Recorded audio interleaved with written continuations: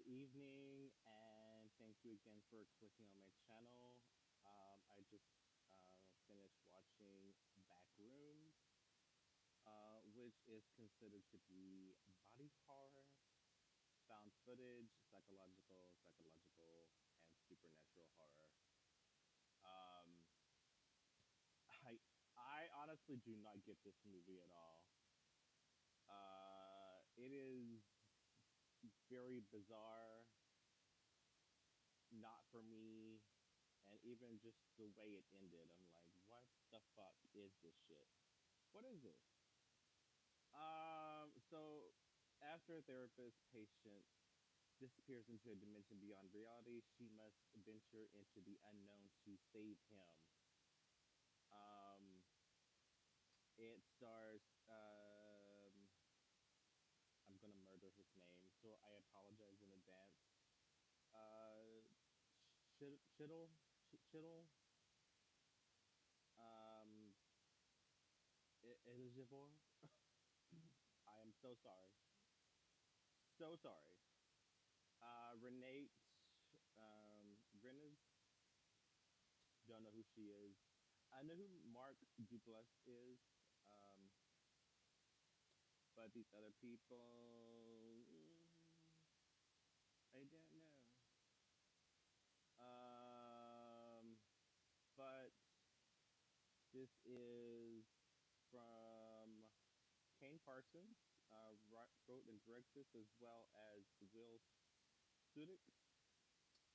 People are giving this a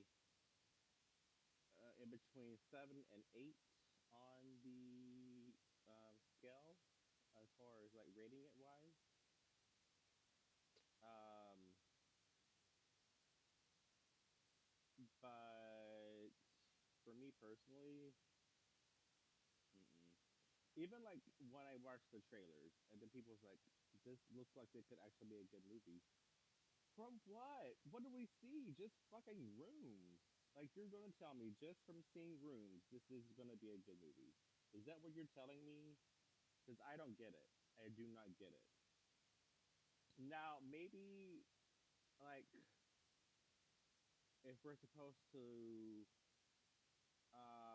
study this as a psychological standpoint, and this is going into because I feel like it kind of studies the psychiatrist and how she had a fucked up childhood, I guess, and was never able to go outside. And then Clark is um, in these sessions trying to figure out what's going on with him. And then he's the one who finds these rooms, and it just goes off the rails. Um, but in summary, reviewers are saying Backrooms delivers stunning cinematography and an incredibly eerie atmosphere that effectively builds psychological dread without relying on jump scares. Um, I'm just going to call him Clark because I do not want to murder his name once again. Clark anchors the film emotionally, and Kane Parsons' directorial debut impresses fans of the source material. However, the writing disappoints with minimal plot and unclear motivation, while the excruciatingly slow pacing proves uh, it's divisive. Some found it captivating, but many were bored throughout. I was one of those that was bored. The film's horror effectiveness remains highly subjective. I don't know. I didn't get it, so I don't know.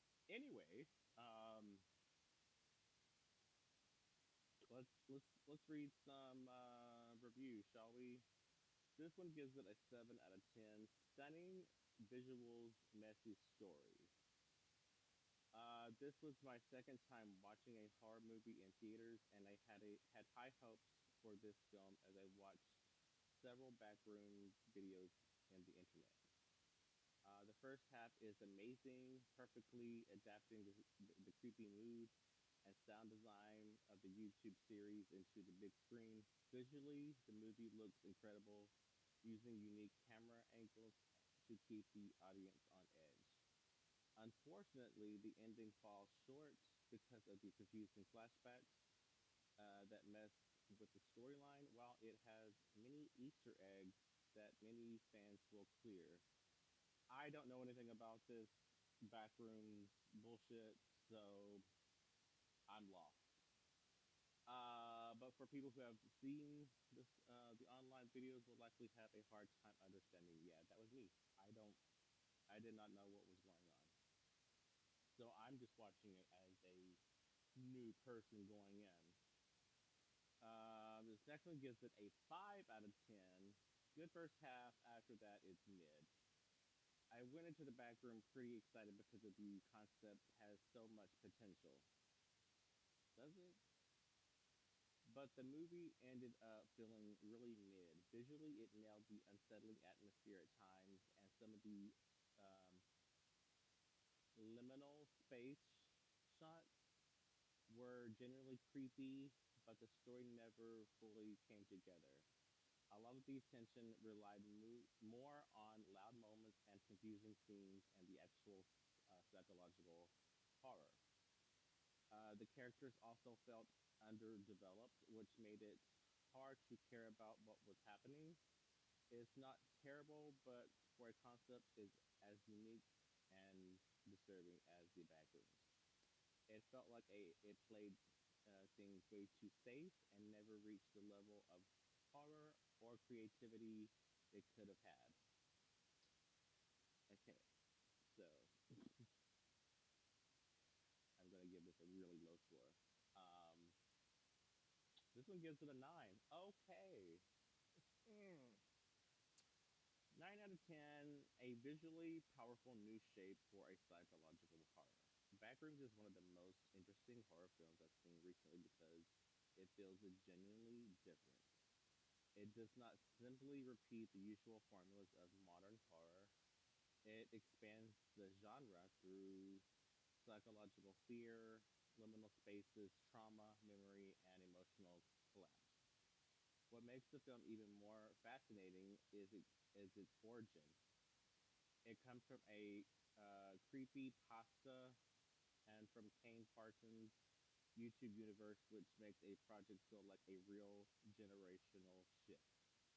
A24 taking the risk of giving that strange internet born concept the space to become a feature film feels important. The result is ambitious, weird, risky, and surprisingly effective. One of the strongest elements in this is the cinematography. But the film uses detail shots, side profiles, overhead shots, wide frames, close ups, high angles, and low angles to build tension and disorientation. Um, the camera shots does not just observe the characters, it traps them. The yellow green palette inside the back rooms creates a constant feeling of uncertainty, while the exterior scenes use contrast, light, and time of the day to separate the reality from psychological collapse. The film reminded me of The Lighthouse, not because they are in the same, but because both are focused, actor driven psychological stories built around isolation and internal damage. Here, the horror is not only about what exists in the back rooms, but about what the characters carry into them. Uh, blah blah blah blah blah. Yeah, whatever. I I'm sorry. This was not for me. Um, let's see. I guess we can do two more, and then I'll give my rating and talk about things obviously that I did not like. This one gives it a 7 out of 10. Not a bad attempt, but something is missing. The quality is standard, the script is given less, but in essence, the film is a full fledged part of the series. The horror is subjectively weak, a couple of screamers, and a weak emotional swing. Clark changed very strangely at the end of the film. The motivation of his act- actions is not clear. At the end, where is a general feeling of lack of evidence? All right, and one more. Oh, this is really long. I've got to try to skim over it. This one gives it an 8 out of 10. A great experience. This movie won't be for everyone. Nope. But it was definitely good to me in my heart of hearts. This is a 7.5 out of 10. But I rounded it to A because I think the hate's been a little unfair. Here we've seen some exploration of a liminal spaces, something that is refreshing to me in the big screen horror world. I will start with the negatives. There were a couple sequences in the movie that simply felt too slow. The therapy aspect in the movie, while interesting and moved the plot forward, especially at the first, did start to feel like an awkward slowdown towards the end. At times, the writing felt on the weaker side. This wasn't something we experienced a lot, but there were moments. The main monster I felt was slightly disappointing in reveal, but as things moved forward, the more I appreciated the monster. The positives. The characters, through the flawed, you might end up caring for. The sets are phenomenal if you enjoy backrooms as a concept, if you're just interested in what is it is for the first time. The environment will evoke curiosity. It was executed wonderfully. The movie doesn't really answer many questions, and what questions it does answer is faithful to the internet's theories and interpretations. The movie was made with fans of the back rooms in mind, not to ruin things, to make answers for them. Okay, I'm not even going to finish any more of that. Okay, so I'm going to give this maybe a 4. It wasn't the worst thing that I've ever seen, but I guess as far as something that I don't know that apparently people are aware of and know, that just makes me more to give it a 4. you know, because I don't understand this movie at all, and no one's telling you that you have to watch these whatever the shit is on YouTube in order to understand it. And so I guess if you do not like have never seen these before, you're not going to understand it. That's what I'm gathering. That's what basically some of these people are saying. Um, Now here I'm going to give positive and negative. Positives: the set pieces, designs, and the further of exploring the back rooms was kind of interesting enough to say, oh, you feel trapped, you want to get out of there. Um, is this like uh, messing with my mind more than it is messing with um, the fact that I don't like closed in spaces? That would be me, basically. you know what I'm saying? Um, the negative for me, and I'm speaking for me only, I don't um, like type of found footage bullshit. I don't like any of that, like camera shaking. Um, it just feels unnecessary. Like the first one I think that I've ever seen, maybe of its first kind, was the Blair Witch Project, and I thought that movie was horrendous. I stand by my statement. I stand by it.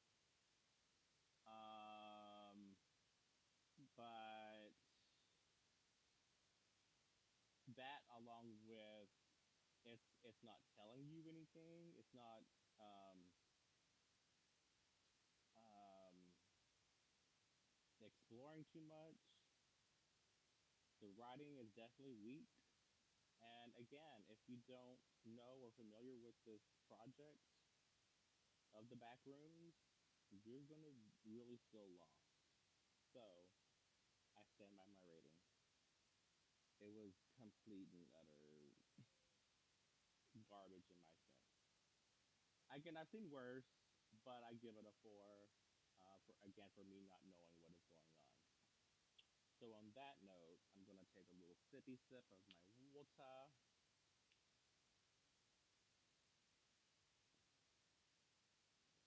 Gotta stay hydrated, folks. You gotta stay hydrated. Um, but yeah, that's my my review. That's my rating. And if you've seen this film, let me know what you think. Is it necessary to watch the YouTube series? I guess that's what it is because I didn't even know there was one. I just saw this movie pop up, um, as like trailers and people were talking about it. I'm like, okay, so I watched it because I love movies, and I was very disappointed. So again, do you need to watch the series if you're familiar with it? Um, Also, let me know what you thought of it if you did see it. Do you plan on watching it if you haven't? And as always, please comment, leave thoughts down below. Excuse me, and please subscribe.